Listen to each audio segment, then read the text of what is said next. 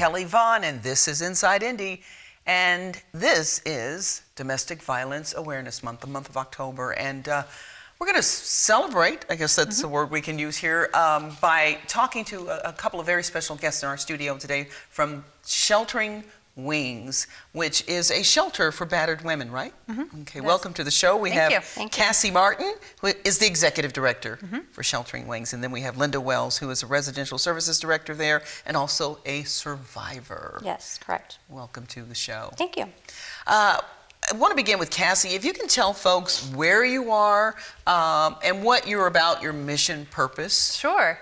We are located in Danville, Indiana, so we're in Hendricks County. But when you think about the shelter and the families that we're serving, it's not just those in that immediate radius, but we really serve families from throughout central Indiana, throughout the state, and even outside of the state. We have families that come from all over. And so our mission can essentially be summed up in three components. The first is that we provide that emergency housing for women and children escaping domestic abuse. But then we recognize that it's not just enough to get families out of the situation, but we need to do everything possible to help them build stable and independent lives. So that goes into that second component with our life skills program. That's budgeting classes, computer classes, helping them work through some of the emotional and economic constraints that they might have, and we also have support groups that are a part of that. And then the third component is that everything that we do is through the love and compassion of Christ. And we know that there are some fantastic organizations that do really great work, but those organizations that share the love and compassion of Christ, we know that there is an even greater measure of healing, of forgiveness, of wholeness, of fullness that can come from that. And so everything that we do falls under that. Okay. You know, and I don't know if this is the Holy Spirit speaking to me, but I was supposed to ask you this question. We have the shelters for the women and to, as you said, to escape, build, and experience the compassion of Christ. And I know you can't really answer this, but are there places for men to go to change? There are. That's something that we talk about a lot at the shelter, and we want to be a resource for men too, because you're exactly right. There are men that experience domestic abuse as well, and so we certainly don't want to turn them away. And so while they may not stay directly at our facility, we do have the ability to make arrangements for them, and so we do provide safe housing for them. And then all of the services that are available to women and children are also available to men. And then also, if there are men who are the abusers, there are better intervention programs available to them. A lot of times, unfortunately, it's through the court system. They've already been arrested for domestic battery or something like that. But there are different organizations out there and agencies that can help those who are really wanting to make a change. And that's another show in of itself. So, so I have to get somebody in from the court system and people who are involved in that what I call should be a movement. So I want to talk to Linda Wells, who is a survivor. She's also the residential services director at Sheltering Wings, to tell us your story, because you were part of their family, but you were also coming there at one point for their services, right? No, actually, my abuse happened a long time ago, back in the 80s, when there really wasn't any shelters for any victim of domestic violence. And so my story's a little different sometimes than others that I hear, because I wasn't raised in a home where there was domestic violence. Maybe some dysfunction, but not violence. And so I always say I was a product of circumstance, because trauma happened in my life. My father died when I was 14, and so that kind of set me up, if you will, for making some bad choices in high school and becoming a teen mom. And through low self-esteem, I think I became a target. And so when I was about 18, 19, I met someone who, everyone said, oh, he's so fun to be around and he's charismatic. And I thought, well, why not, And so we started to date, and he was all those things. He said all the right things to me.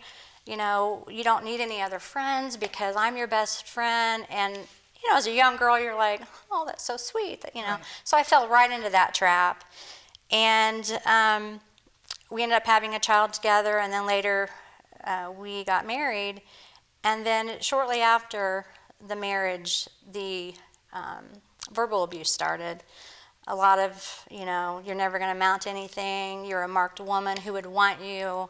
You're stupid. You dropped out of high school. I already felt that way. I already had a low self-esteem. So he just kind of built upon that. And then a little bit later, the physical abuse started. Mm-hmm. And it was, we talk a lot about walking on eggshells, and that's emotional abuse, but never knowing what mood he's going to be in when he walked through the door, or if I dressed appropriately, or if I had too much makeup on, or if food wasn't cooked just the way he wanted it, then that would give him a reason in his mind to hurt me. And we talk about survivor mode a lot. When you're in survivor mode, you're not thinking about tomorrow. You're thinking about, how am I going to get through the day? And I remember this, and I'm ashamed to even admit it, but I wasn't a very good mother, because I can vividly remember seeing my son, who was 2, well, now he wasn't even 2 yet, walking across the living room, diaper hanging down, and I didn't care. It was like, I got to make sure I'm ready for when he walks through the door, and so just that constant being in fear of the unknown, what's going to happen. And also thinking that you're alone, that no one else is going through this. Mm-hmm. And so, I kind of fell into that trap too of, he was friends with my family, and I didn't really have the support there that I probably could have, just because he was so charismatic and friendly, and they didn't know any different. And so it kind of escalated to the point where, I was preparing to go to battle when he would come home, which isn't a safe thing to do. And I always tell the women, I don't recommend that, because to have that mindset that somebody's going to die and it's not going to be me, and so. Honestly, that's how they think. It is. That's how men think. Mm-hmm. But go ahead. Yeah. Yeah. And so anyways, but then the unthinkable happened, because in my mind I thought, well, he's only hurt me. He's not going to hurt the kids. And one day I was wrong. I went to work. I came home. He was passed out in the chair, and I heard my 4-year-old daughter crying, and I go to see what's wrong, and he had beaten her with a belt buckle. And so to my knowledge, that was the first and the last time that he ever did something like that, because immediately I had her removed from the home, but unfortunately I lost custody of her because of that, and I never got her back, and part of that was my fault, because I didn't have it in here to fight for her, because I felt like she was better off without me, and all of that. And so, but I got out of that situation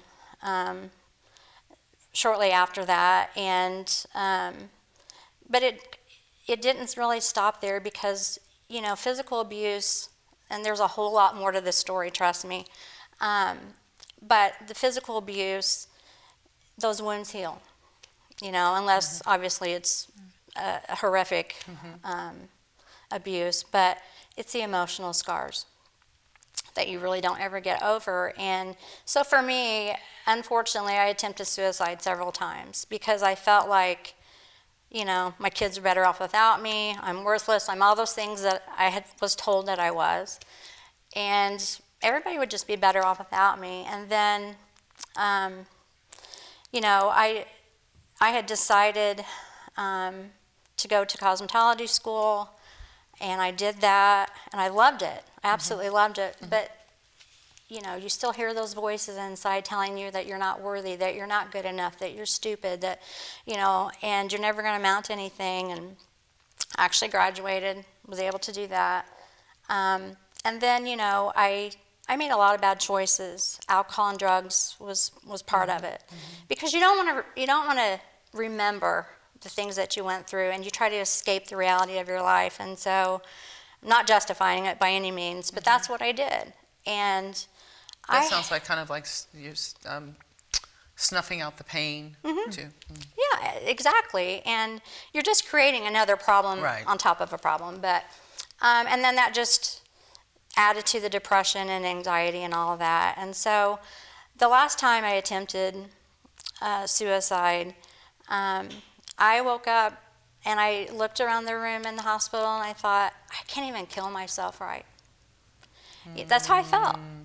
You know, what a joke you are. You can't even end your life right, you know, and not knowing that God had a purpose and plan for my life. And so I wasn't raised in church. I knew about God. I mean, we went to Bible school, and we were the twice a year churchgoers. But I went to our mailbox where I worked, like I did every day. And when I went back to work after I attempted the last time, and this mailman stops and says, "Hey, we're having revival over here at the First Church of the Nazarene. Why don't you come?" And I don't remember what I said to him, but I remember thinking, why not? I've tried everything else in my life. You know, the men, the drugs, the alcohol, you name it, and I'd done it. And so go to church, and, you know, the sky didn't fall in or anything. It was, yeah. Now, I just remember feeling safe for the first time in my life. I just felt safe.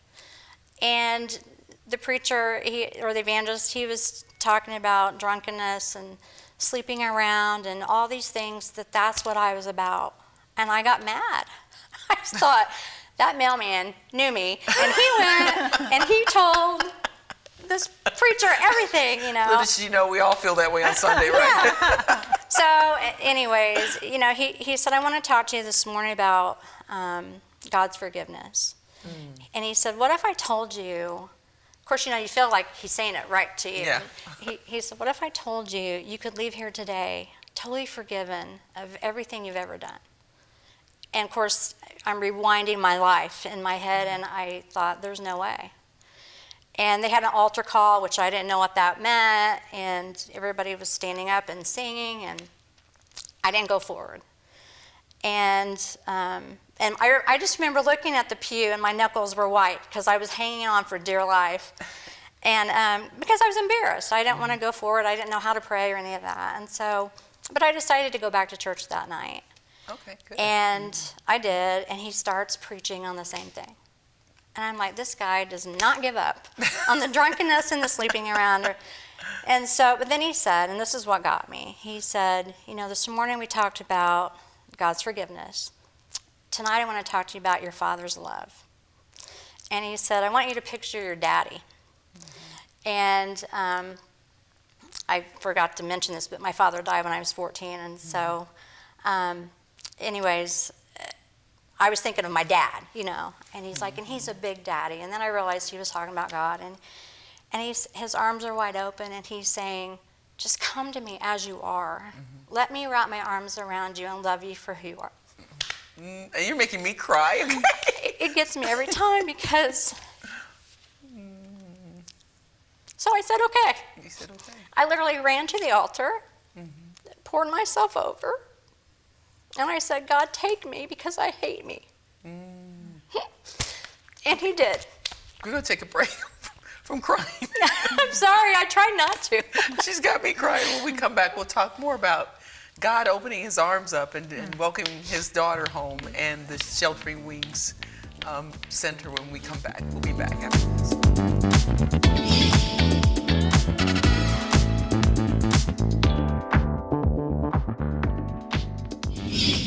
Want to make a difference in this crazy world we live in? Habitat for Missions has a way you can do just that. Habitat for Missions buys houses like yours and then uses volunteer tradesmen to renovate, update, and prepare it for sale. Once the property is sold, 90% of the profit will be donated to a Christian ministry here in the United States or somewhere in the world. Why should you sell your house to Habitat? Well, there are many benefits. HFM makes a cash offer for your house as is. What's that mean? There's no need to repair, paint, or clean your house. You don't have to put up with house showings or open houses. You don't have to pay any realtor's commission. Just remember, 90% of the house sale profit goes to Christian ministries. I sold my house to Habitat for Missions. We sold our house to Habitat for Missions. Sell your house to Habitat for Missions and help us change our world.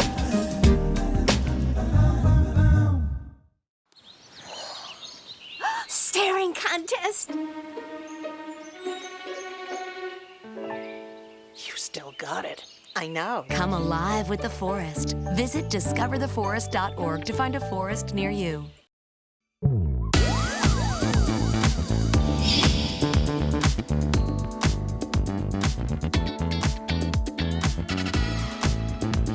And we're back with the folks from Sheltering Wings. We have Cassie Martin and Linda Wells, and Linda Wells was giving us her testimony and what she's gone through, domestic violence and her young life drinking and then coming to the Lord. And I wanted you to pick up where you left off in your testimony. Well, like I said, I asked God just to take me because I made a mess of my life trying to do it on my own, and He did. And Linda walked in one way at that church, and Linda walked out knowing that I was forgiven. I don't even know how else to explain it. I just knew I was forgiven.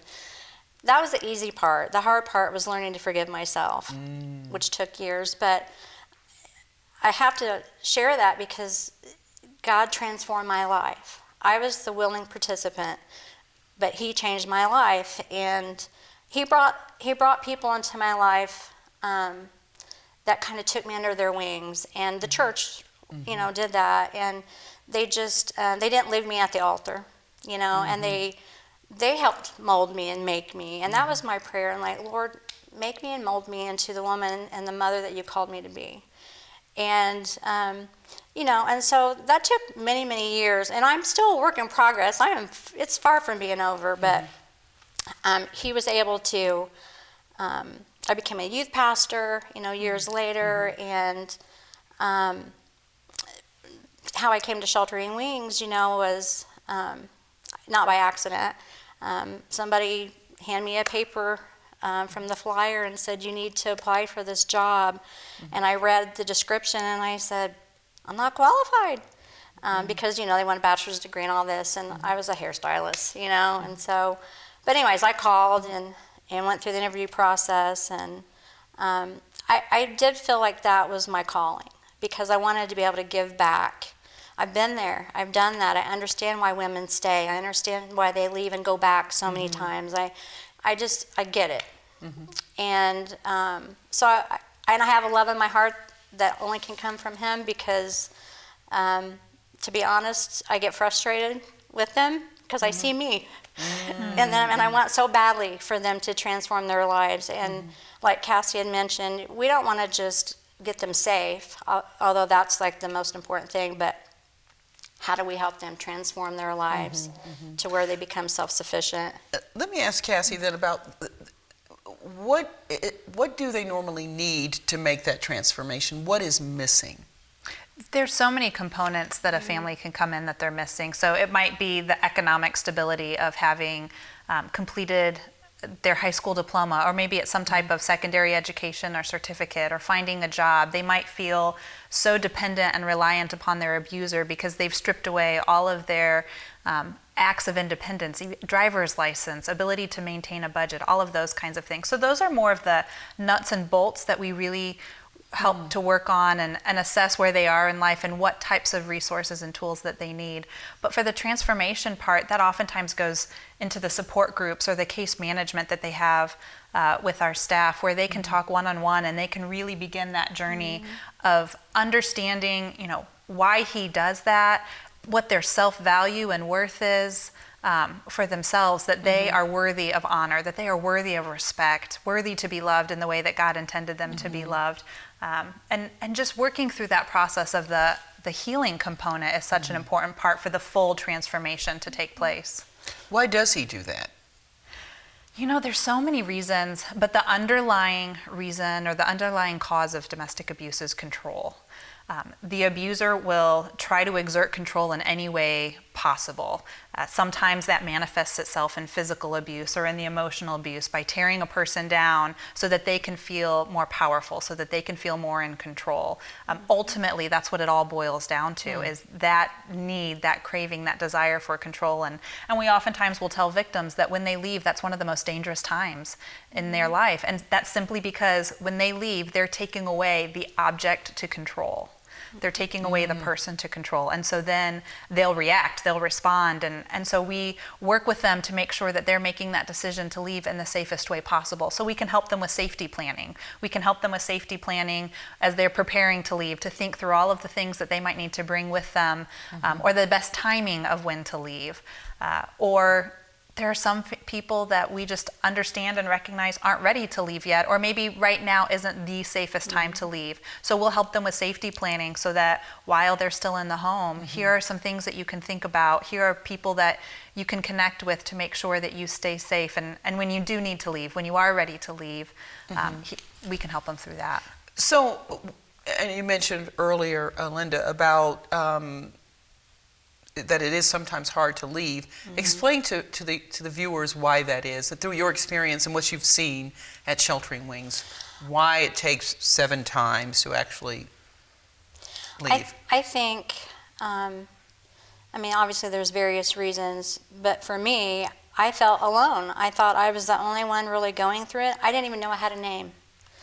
And the fear factor, there had been so many violent altercations and physical threats, or I'll make sure that you lose custody of your child, which I did anyways. But just all these things in your mind that you think and that you believe are going to happen if you leave. And I didn't have any education. I dropped out of high school. I did get my GED, but it still didn't feel like enough. And I felt dependent upon him, and I think for me those are the reasons why I stayed. Or I would leave. Law enforcement came to our house an awful lot, and again, this is back in the 80s, and it was a family issue, and so you work it out, and that was my main thing. I wanted to work it out. You mentioned law enforcement, and I put this on Facebook the other day. There are a lot of the police shootings, brutality against African Americans, and deservedly so, the media attention it's been getting. But what I posted was there was a family, I don't know what state, but the guy killed 4 kids and wounded the wife. Did you see that particular story? It was, and they were older kids. There's so many lately. They were like, I don't remember that. the kids were like 17 and 16, and 2 younger kids. And I thought, where are the protesters? Where are the marchers? Because to me, if that's a white cop killing a black man because he's black, that man killed that woman and his family because she's a woman. Right. So where are and it happens every day, all day. But how often? Even it's too often, anytime. One time's too often. But that's maybe once a week. This is every day, 50 times a day in every city in the country. So where are the marchers? That's what I want to know. Where? Well, and that's why we think it's so important to have conversations like this. Throughout the month of October, we're talking about breaking the cycle of abuse or shattering that silence, because for too long, we've been silent. For too many years, Linda can attest to this, people just considered it to be a family issue. But we need to do everything that we can to rally the community around and to say no more. We're not going to take this anymore. It's not acceptable. We're going to do everything that we can to support the people that are in the midst of these situations so that we can provide the help and the resources available. And we're going to step in. We're going to do something about it. And I think that by having these conversations, by shedding light on it, by bringing more awareness to it, that's where it begins. Well, and 2, nowadays, there are so many resources. There's really no reason why someone can't seek help, because there are just, we didn't have resources back then like we do today. And I appreciate what Sheltering Wings offers in terms of its programs.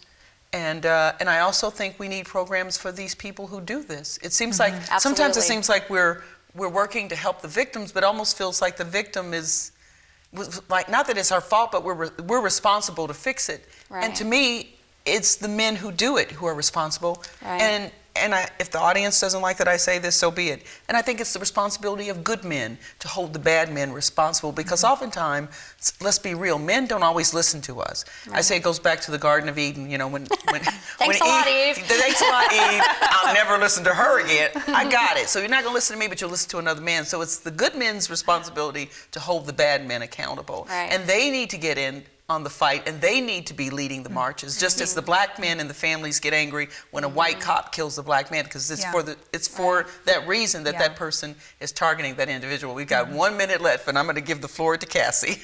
Well, I just want to say, we need to be willing to get into the mess of people's lives with one another, and to hold one another accountable, and to support and encourage one another, whatever the case may be. And so, you know, for Domestic Violence Awareness Month, October 25th, we have a community forum. It's called Community Conversations, Shatter the Silence with Angela Kane. And that's a great place for it to start for a person. If somebody is sitting there thinking this issue is so big, it's beyond me, there's nothing really that I can do, I'm just one person, that's a good place to come and to learn more about it. And start that conversation. And your website, Cassie? Shelteringwings.org. Okay, you can find out about that and so much more, and the shelter itself. And to donate, we want you to give to Sheltering Wings. You can do that as well. Cassie and Linda, thanks so much for joining us. Thank you for having us. On Inside Indy, I'm your host, Kelly Vaughn. We'll see you next time. Bye-bye.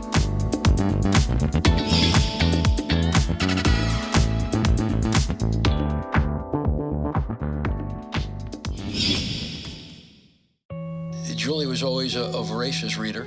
She'd carry 2 novels on an airplane because she'd read one on a 3-4 hour ride. And at some point, I began to notice that she would read a page and couldn't remember what she had just read, and she'd have to go back and read it again. I don't remember much these days after I read, but less does for me, and I love it.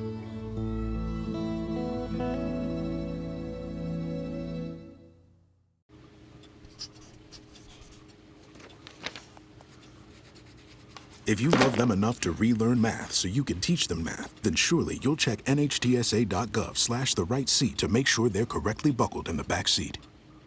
Hey, Bobo, do trees tell each other stories? I'm sorry. I'm afraid I don't know that. Hey, why don't we go find out? Listen.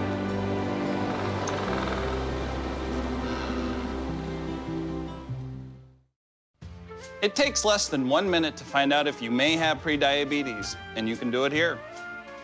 So what are you waiting for? Just go to the site.